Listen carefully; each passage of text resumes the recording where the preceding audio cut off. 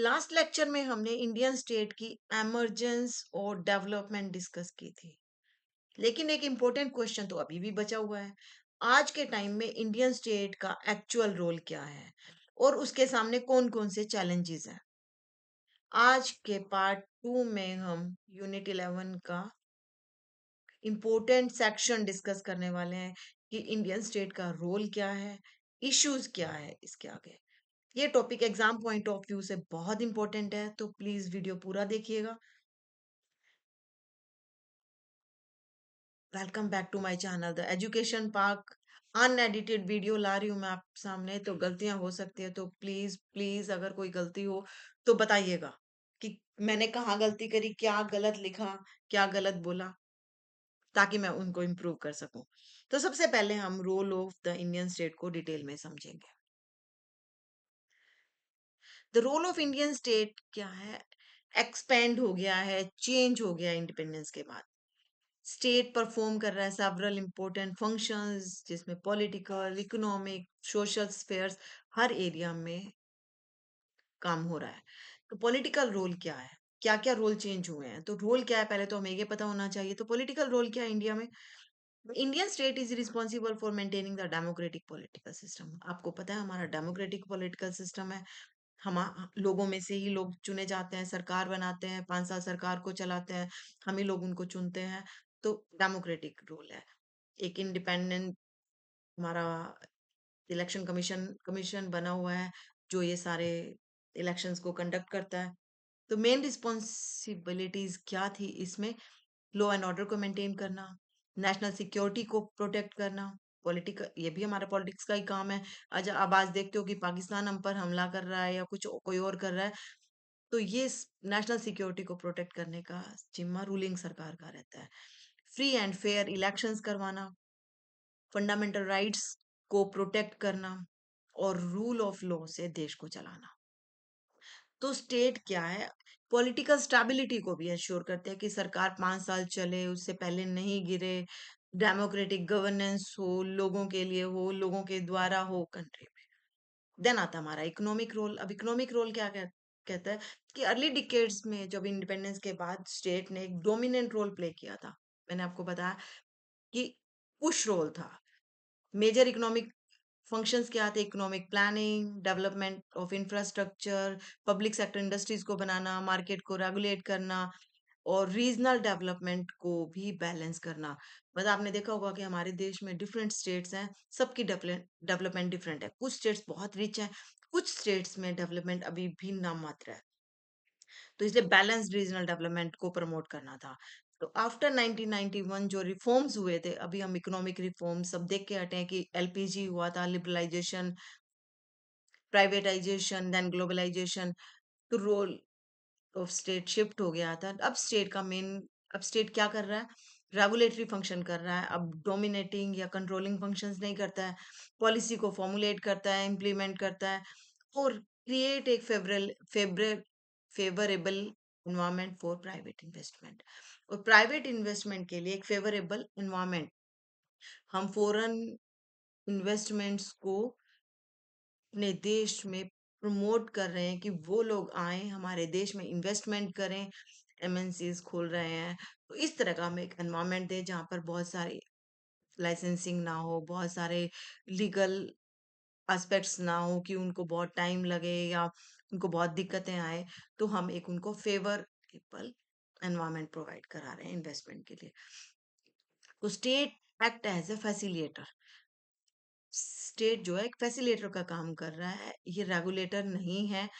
Economic development का एक direct producer भी नहीं है। देन आता है वेलफेयर रोल। इंडिया ने वेलफेयर रोल को बहुत कंसीडर किया जाता है। अगर ऐसा नहीं होगा तो जो लोअर क्लास है, बीपीएल लोग है, बिलो पॉवर्टी लाइन है, उन लोगों को बेसिक चीजें भी नहीं मिलेंगी। तो इसलिए वेलफेयर स्टेट इंडिया है। इसका मतलब है कि गवर्नमेंट लोगों के वेल बींग्स के लिए काम करती है, specially weaker section, marginalise section, minority section, इन सब के लिए।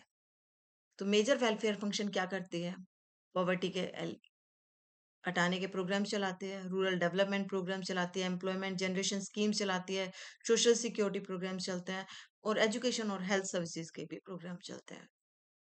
तो इसमें programme include programmes related to rural develop employment, MNREGA हो गया, फूड सिक्योरिटी के लिए, देन पब्लिक हेल्थ के लिए, एजुकेशन के लिए। इन सब का एम था इनइक्वालिटी को रिड्यूस करना।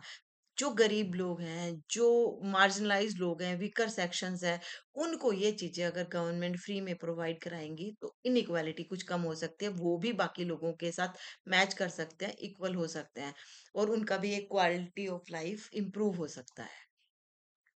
सोशल जस्टिस एंड इक्वालिटी एक अनदर इम्पोर्टेंट रोल था इंडियन स्टेट का कि सोशल जस्टिस और इक्वालिटी को भी प्रमोट करे।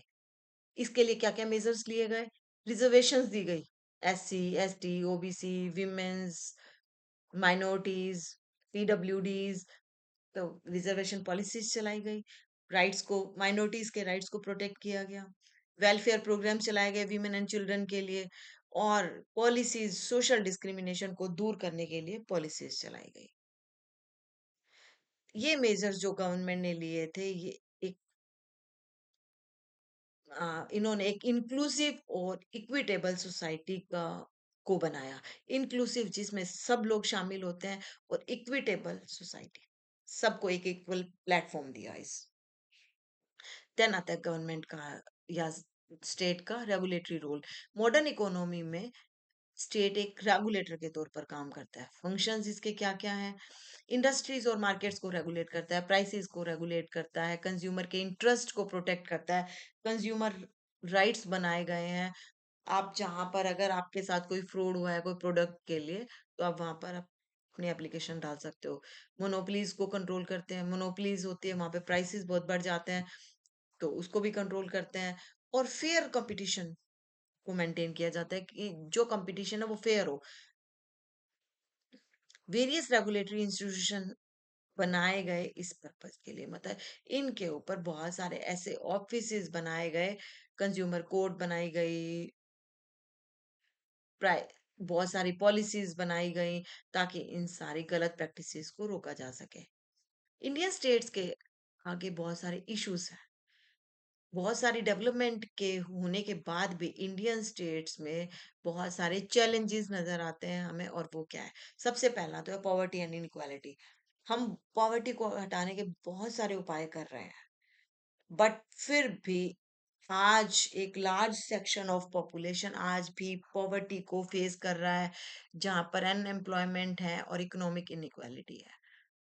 Regional disparities between different states also remain a major concern. Regional disparities होती है, जैसे मैंने अभी बताया था आपको कि स्टेट्स, कुछ स्टेट बहुत रिच है, जैसे पंजाब हरियाणा की बात करूं, बहुत रिच स्टेट है, बट अगर वहीं पे बिहार में हम देखते हैं कि डेवलपमेंट लो है, या राजस्थान का बहुत सारा एरिया ऐसा हमें दिखाई देता है, या साउथ के भी बहुत सारे स्टेट्स ऐसे हैं जहां पर हमें ये रीजनल डिस्पैरिटी दिखाई देती है कि कुछ स्टेट्स के मुकाबले उनकी ग्रोथ स्लो है, उनकी ग्रोथ कम है। तो वहां पर उनके लोगों का स्टैंडर्ड ऑफ लिविंग, एम्प्लॉयमेंट, ये सब प्रभावित होता है। देन आता है population growth. Rapid population growth जो हो रही है, ये भी प्रेशर बना रही है, हमारे नेचुरल रिसोर्सेज खत्म होते जा रहे हैं। नेचुरल रिसोर्सेज को अगर हम नहीं बचाएंगे तो हमारी आने वाली जनरेशन को कुछ भी नहीं मिलेगा। तो इस जो रैपिड जन पॉपुलेशन ग्रोथ हो रही है, इससे हमारे नेचुरल रिसोर्सेज खत्म हो रहे जा रहे हैं। एम्प्लॉयमेंट अपॉर्चुनिटी कितनी लाएंगे गवर्नमेंट, कितनी भी रोजगार योजनाएं ले आए, रोजगार ले आए, स्टिल कम ही पड़ जाता है। तो वहां पर को फिर कंपटीशन भी बहुत हो जाता है। अब आज एक जॉब के लिए हजारों लोग इंटरव्यू के लिए पहुंच जाते हैं, क्योंकि जॉब है ही नहीं। कितनी भी जॉब क्रिएट करते हैं फिर भी कम रह जाती है। हाउसिंग एंड इंफ्रास्ट्रक्चर कम है, पॉपुलेशन ग्रोथ की वजह से रोज नए हाउसेस की जरूरत पड़ रही है। अब लैंड तो लिमिटेड है, वहां पर कितने हाउस बनाएंगे? Then health and education services, सब पॉपुलेशन अगर ज्यादा होगी तो इन सब में कॉम्प्रोमाइज करना पड़ रहा है। तो managing population growth remains as important challenge for the state, और फिर भी मैनेज नहीं कर पा रहे हैं। पॉपुलेशन ग्रोथ को मैनेज करना बहुत जरूरी है, एक इम्पोर्टेंट चैनल चैलेंज है, बट फिर भी इसमें कामयाब नहीं हो रहे हैं। देन आता है रीजनल इम्बैलेंसेस, अनइवन है अक्रॉस द रीजन्स। कुछ स्टेट हाईली डेवलप्ड हैं और कुछ अभी भी इकोनॉमिकली बैकवर्ड है। तो स्टेट को या देश को प्रमोट करना चाहिए balanced regional development. Corruption and administrative inefficiency, ये भी एक मेजर इशू है। करप्शन और इनएफिशिएंसी एडमिनिस्ट्रेशन में क्या है, ये गवर्नेंस को बहुत प्रभावित करती है। प्रॉब्लम्स क्या क्या आती है इसमें? जो पब्लिक रिसोर्सेज हैं उनका मिसयूज होता है। जो भी हमारे पास सरकारों के पास रिसोर्सेज हैं, चाहे पैसा हो चाहे इंफ्रास्ट्रक्चर हो, सबका मिसयूज हो रहा है। डिसीजन मेकिंग में डिले हो रहा है, ले नहीं पा रहे हैं। अकाउंटेबिलिटी नहीं है, उनकी कोई जवाबदेही नहीं है, वो कहीं भी आंसरेबल नहीं है क्योंकि वो पब्लिक का फेस ही नहीं होता है।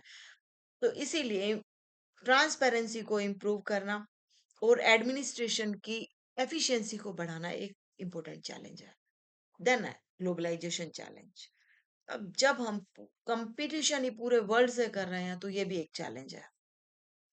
ग्लोबलाइजेशन ने अपॉर्चुनिटी भी क्रिएट करी है। आज इंडिया में के गांव में भी एक बच्चा अगर अच्छा पढ़ लिख जाता है तो वो अमेरिका में जाके जॉब कर सकता है। तो ग्लोबलाइजेशन ने अपॉर्चुनिटी भी बनाई है, बट चैलेंजेस भी दिए हैं। इश्यूज क्या क्या है? कंपटीशन अब पूरी ग्लोबल मार्केट में है। अब हम एक गांव में प्रोडक्ट बनाकर गांव में ही नहीं बेच रहे हैं, हमारे प्रोडक्ट आप ग्लोबली मार्केट में compete कर रहे हैं। डोमेस्टिक इंडस्ट्रीज का प्रोटेक्शन का भी चैलेंज है, और economic vulnerability to global crisis. ग्लो अब जैसे देख लो, अब वॉर चल रही है, इसमें इकोनॉमिक वल्नरेबिलिटी आ जाती है। पूरा देश, युद्ध कहीं चल रहा है पर पूरे देश में आर्थिक तंगी आएगी। पूरा पूरा वर्ल्ड कुछ साल पीछे चला जाएगा क्योंकि हर जगह महंगाई बढ़ जाएगी। युद्ध का हमेशा ही ऐसा ही परिणाम निकलता है। तो जो भी ग्लोबल क्राइसिस होता है, कहीं का प्रधानमंत्री चेंज हुआ, कहीं का राष्ट्रपति चेंज हुआ, पर पूरे वर्ल्ड में स्टॉक मार्केट्स, मार्केट्स, इकोनॉमी, सब कुछ चेंज हो जाता है। तो स्टेट को क्या है, बैलेंस बनाकर रखना होगा economic openness with national interest. कि इकोनॉमिक तो ऐप ओपननेस हम रखें, बट हमें नेशनल इंटरेस्ट को भी देखना है। देन आता है सोशल कॉन्फ्लिक्ट्स। इंडिया में बहुत सारे सोशल टेंशन्स भी हैं, जैसे कास्ट कॉन्फ्लिक्ट, एससी है, एसटी है, अपर कास्ट है, इनमें कॉन्फ्लिक्ट चलता रहता है। कम्युनल टेंशन्स रहती हैं, सांप्रदायिक दंगे भड़के रहते हैं हिंदू मुस्लिम करके। देन रीजनल मूवमेंट्स चलते रहते हैं। तो मैं सोशल हार्मनी को बनाए रखना और नेशनल यूनिटी को बनाए रखना भी स्टेट की जिम्मेदारी है, और ये एक बिग चैलेंज है। तो कंक्लूड करते हैं अब इस चैप्टर को। तो इंडियन स्टेट्स ने एक मल्टी डायमेंशनल रोल प्ले किया है गवर्नेंस में, डेवलपमेंट में और वेलफेयर में। हालांकि इसमें इसको बहुत सारे चैलेंजेस भी फेस करने पड़े, इकोनॉमिक सोशल एडमिनिस्ट्रेटिव चैलेंजेस भी हैं, बट स्टिल ये एक मल्टी डायमेंशनल रोल प्ले कर रही है। ये चैलेंजेस को दूर करने के लिए स्टेट को अपने डेमोक्रेटिक इंस्टीट्यूशंस को स्ट्रेंथन करना पड़ेगा, मजबूत करना पड़ेगा, इंक्लूसिव डेवलपमेंट को प्रमोट करना पड़ेगा जिसमें सब शामिल हो, और गवर्नेंस के मैकेनिज्म को भी चेंज करना पड़ेगा, इम्प्रूव करना पड़ेगा। बेटर सर्विस डिलीवरी होनी चाहिए, डिलेज नहीं होने चाहिए, करप्शन नहीं होनी चाहिए। तो ये सब कुछ इम्प्रूव करने की जरूरत है। तो ये यूनिट एमपी 11 का 11th यूनिट खत्म हो चुका है। आप प्लीज बताइए कौन से यूनिट रह गए। मैंने एक किसी को मैसेज भी किया था शायद कि कौन से यूनिट रह गए, मुझे अब याद नहीं आ रहा, और वापस पीछे देखने का टाइम नहीं मिल रहा है कि कौन से यूनिट्स पेंडिंग है अभी। तो आप प्लीज बताइएगा कि कौन कौन से यूनिट अनकवर्ड हैं जिनको अभी हमें कवर करना है।